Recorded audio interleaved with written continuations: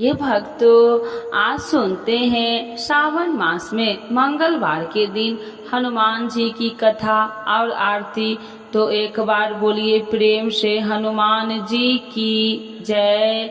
श्री राम भक्त हनुमान की जय। हे दुख भंजन मारुति नंदन, सुन लो मेरी पुकार, पवन सुत विनती बारंबार, पवन सुत विनती बारंबार। श्री हनुमान जी की जय। आप लोग ये कथा संपूर्ण सुनिएगा।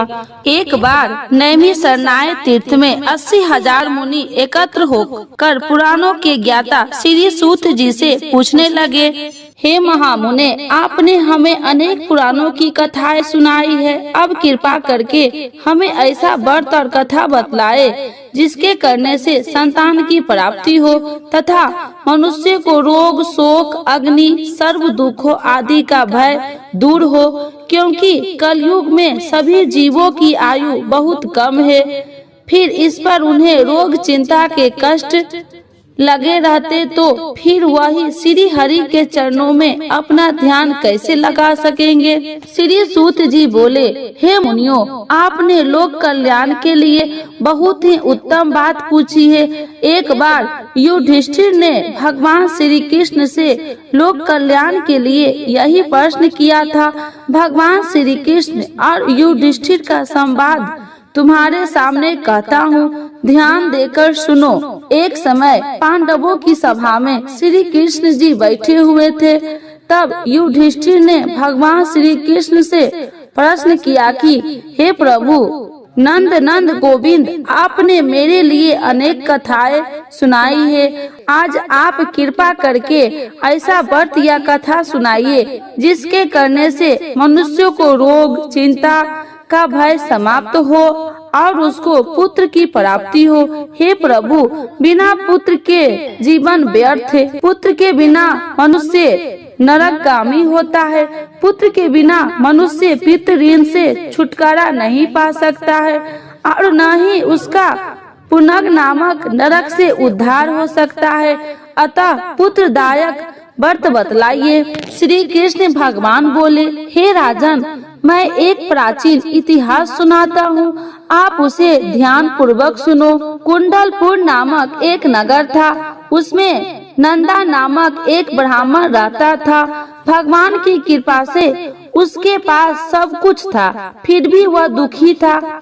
इसका कारण था कि ब्राह्मण की स्त्री सुनदा के कोई संतान न थी। सुनदा पतिव्रता थी, भक्ति पूर्वक श्री हनुमान जी की आराधना करती थी। मंगलवार के दिन व्रत करने के अंत में भोजन बना कर हनुमान जी को भोग लगाने के बाद स्वयं भोजन करती थी। एक बार मंगलवार के दिन ब्राह्मणी गिरिकाइयों में अधिकता के कारण हनुमान जी को भोग न लगा सकी, तो इस पर उसे बहुत दुख हुआ। उसने कुछ भी नहीं खाया और अपने मन में प्रण किया कि अब तो अगले मंगलवार को ही हनुमान जी का भोग लगाकर अन्न जल ग्रहण करूंगी। ब्राह्मणी सुनदा प्रतिदिन भोजन बनाती, श्रद्धा पूर्वक पति को खिलाती, परंतु स्वयं भोजन नहीं करती और मन ही मन श्री हनुमान जी की आराधना करती थी। इसी प्रकार 6 दिन गुजर गए और ब्राह्मणी सुनदा अपने निश्चय के अनुसार भूखी प्यासी निराहार रही। अगले मंगलवार को ब्राह्मणी सुनदा प्रातः काल ही बेहोश होकर गिर पड़ी। ब्राह्मणी सुनदा की इस असीम भक्ति के प्रभाव से श्री हनुमान जी बहुत प्रसन्न हुए और प्रकट होकर बोले, सुनदा, मैं तेरी भक्ति से बहुत प्रसन्न हूँ, तू उठ और वर मांग।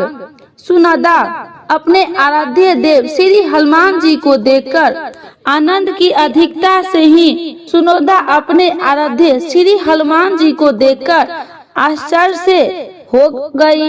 इस श्री हनुमान जी के चरणों में गिरकर बोली, हे प्रभु, मेरी कोई संतान नहीं है, कृपा करके मुझे संतान प्राप्ति का आशीर्वाद दे, आपकी अति कृपा होगी। श्री महावीर जी बोले, तेरी इच्छा पूर्ण होगी, तेरे एक कन्या पैदा होगी, उसके अष्टांग प्रतिदिन सोना दिया करेगी। इस प्रकार कहकर श्री महावीर जी अंतर ध्यान हो गए। ब्राह्मणी सुनोदा बहुत हर्षित हुई और सभी समाचार अपने पति से कहा। ब्राह्मण देव कन्या का वरदान सुनकर कुछ दुखी हुए, परंतु सोना मिलने की बात सुनी तो बहुत प्रसन्न हुई। विचार किया कि ऐसी कन्या के साथ मेरी निडरता ही समाप्त हो जाएगी। श्री हनुमान जी की कृपा से वह ब्राह्मणी गर्भवती हुई और 10वें महीने में उसे बहुत ही सुंदर पुत्री प्राप्त हुई। वह बच्ची अपने पिता के घर में ठीक उसी तरह से बढ़ने लगी जिस प्रकार शुक्ल पक्ष का चंद्रमा बढ़ता है। 10वें दिन में ब्राह्मण ने उस बालिका का नामकरण संस्कार करवाया। उसके कुल पुरोहित ने उसका बालिका का नाम रत्नावली रखा, क्योंकि वह कन्या सोना प्रदान किया करती थी। इस कन्या ने पूर्व जन्म के बड़े ही विधान से मंगल देव का व्रत किया था। रत्नावली का अष्टांग बहुत सा सोना देता था। उस सोने से नंदा ब्राह्मण बहुत ही धनवान हो गया। अब ब्राह्मणी भी बहुत अभिमान करने लगी थी। समय बीतता रहा। वो अब रत्नावली 10 वर्ष की हो चुकी थी। एक दिन जब नंदा ब्राह्मण प्रसन्न चित्त था, तब सुनोदा ने अपने पति से कहा, मेरी पुत्री रत्नावली विवाह के योग्य हो गई है, अतः आप कोई सुंदर तथा योग्य वर देकर इसका विवाह करा दे। यह सुन ब्राह्मण बोले, अभी तो रत्नावली बहुत छोटी है। तब ब्राह्मणी बोली, शास्त्रों की ज्ञाता है कि कन्या 8वें वर्ष में गौरी, 9वें वर्ष में रोहिणी, 10वें वर्ष में कन्या इसके पश्चात रजस्वला हो जाती है। गौरी दान से पाताल लोक की प्राप्ति होती है, रोहिणी दान से वैकुंठ लोक की प्राप्ति होती है, कन्या के दान से इंद्र लोक में सुख की प्राप्ति होती है। अगर हे पतिदेव रजस्वला का दान किया जाता है तो घोर नरक की प्राप्ति होती है। इस पर ब्राह्मण बोले, अभी तो रत्नावली मात्र 10 ही वर्ष की है और मैंने तो 16-16 साल की कन्याओं को विवाह कराए हैं, अभी जल्दी क्या है। तब ब्राह्मणी सुनंदा बोली, आपको तो लोभ अधिक हो गया है। शास्त्रों में कहा गया है कि माता पिता और बड़ा भाई रजस्वला कन्या को देखते हैं तो वह अव्यासी नरकगामी होते हैं। तब ब्राह्मण बोला, अच्छी बात है, कल मैं अव्यासी ही योग्य वर की तलाश में अपना दूत भेजूंगा। दूसरे दिन ब्राह्मण ने अपने दूत को बुलाया और यज्ञ दी कि जैसी सुंदर मेरी कन्या है वैसे ही सुंदर वर उसके लिए तलाश करो। दूत ने अपने स्वामी की आज्ञा पाकर निकल पड़ा। परंपराई नगर में उसने एक सुंदर लड़के को देखा। यह बालक एक ब्राह्मण परिवार का बहुत ही गुणवान पुत्र था। इसका नाम रामेश्वर था। दूत ने इस सुंदर व गुणवान ब्राह्मण पुत्र के बारे में अपने स्वामी को पूर्ण विवरण किया। ब्राह्मण नंदा को भी रामेश्वर अच्छा लगा और फिर शुभ मुहूर्त में विधि पूर्वक कन्या का ध्यान देकर ब्राह्मणी संतुष्ट हुए, परंतु ब्राह्मण के मन में तो लोभ समाया हुआ था। उसने कन्या दान तो कर दिया था, वह बहुत हित भी किया था। उसने विचार किया कि रत्नावली तो अब चली जाएगी और मुझे इससे जो सोना मिलता था वह अब मिलेगा नहीं। मेरे पास जो धन था कुछ तो इसके विवाह में खर्च हो गया और जो शेष बचा है वो भी कुछ दिनों के पश्चात समाप्त हो जाएगा। मैंने तो इसका विवाह करने बहुत बड़ी भूल कर दी है। अब कोई ऐसा उपाय ही रत्नावली मेरे घर में ही बनी रहे, अपनी ससुराल न जावे। लोभ रूपी राक्षस ब्राह्मण ने मस्तिष्क पर छता जा रहा था। रात भर अपनी सैया पर बेचैनी से करवटे बदलते बदलते उसने एक बहुत ही क्रूर निर्णय किया।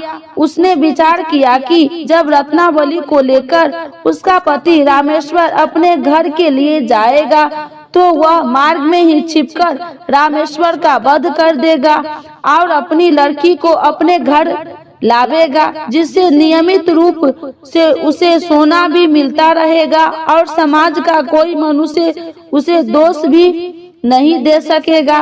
प्रातः काल हुआ। नंदा और सुनंदा ने अपनी जमाई तथा लड़की को बहुत सारा धन देकर विदा किया। रामेश्वर अपनी पत्नी रत्नावली को लेकर ससुराल अपने घर की तरफ चल दिया। ब्राह्मण नंदा महालोभी के वशीभूत में हो अपनी मति खो चुका था। पापी पुण्य को उसे विचार न रहा था। अपने भयानक व क्रूर निर्णय से कार्य रूप देने के लिए अपने दूत को मार्ग में अपने जमाई का वध करने के लिए भेज दिया, ताकि रत्नावली से प्राप्त होने वाला सोना उसे हमेशा मिलता रहे और वो कभी निर्दय न हो। ब्राह्मण ने दूत ने अपने स्वामी की आज्ञा का पालन करते हुए उसने जमाई रामेश्वर का मार्ग में ही वध कर दिया। समाचार प्राप्त कर ब्राह्मण नंदा मार्ग में पहुंचा तो रुद्र करती हुई अपनी पुत्री रत्नावली से बोली, हे पुत्री, मार्ग में लुटेरे ने तेरे पति का वध कर दिया। भगवान की इच्छा के आगे किसी का कोई वश नहीं चलता है।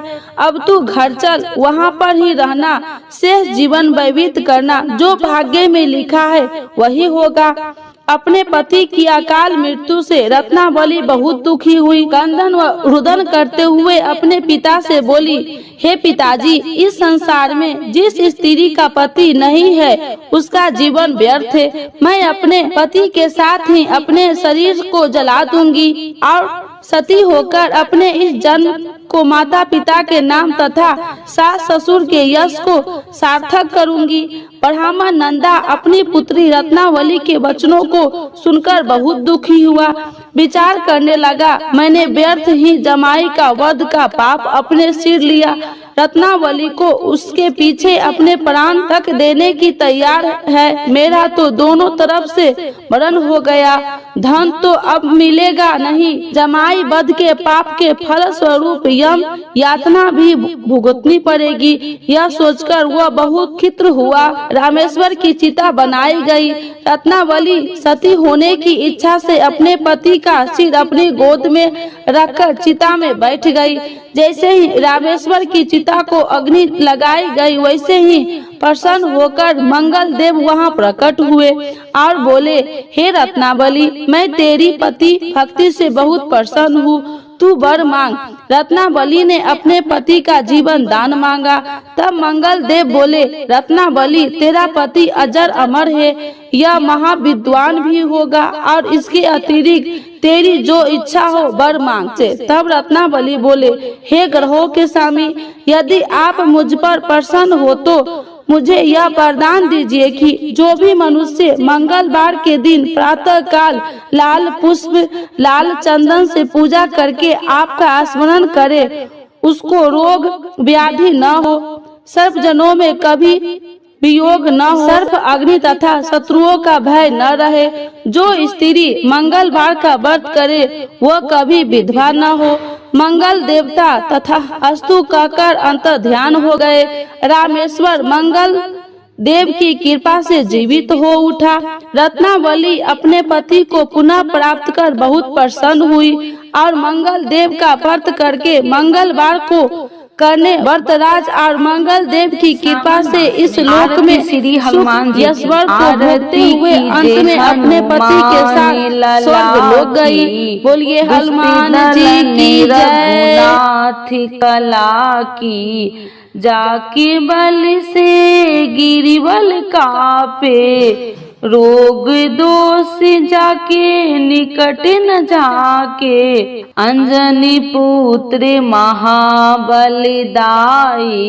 संतन के प्रभु सदा सहाई, आरती कीजे हनुमान लला की, देवीरा रघुनाथ पठाए, लंका जारी सिया सुध लाए, लंका सुकोट समुद्र सिखाई, जाति पवन सुत बार न लाई, आरती कीजे हनुमान लला की। लंका जारी असुर संहारे, सिया राम जी के काज सवारे, लक्ष्मण मूर्छित परे संकारे, आनि सजीवन प्राण उबारे, आरती कीजे हनुमान लला की।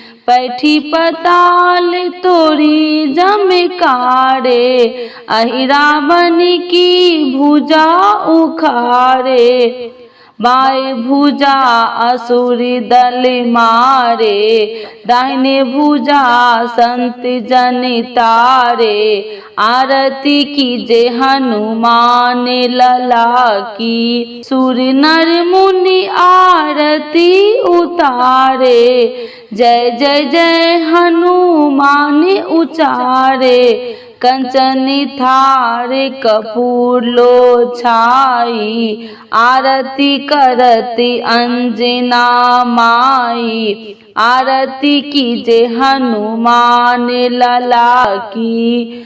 जो हनुमान जी की आरती गावे, वैसी वैकुंठ परम पद पावे, आरती कीजे हनुमान लला की। दुष्टि दलन रघुनाथ कला की। हनुमान जी की जय।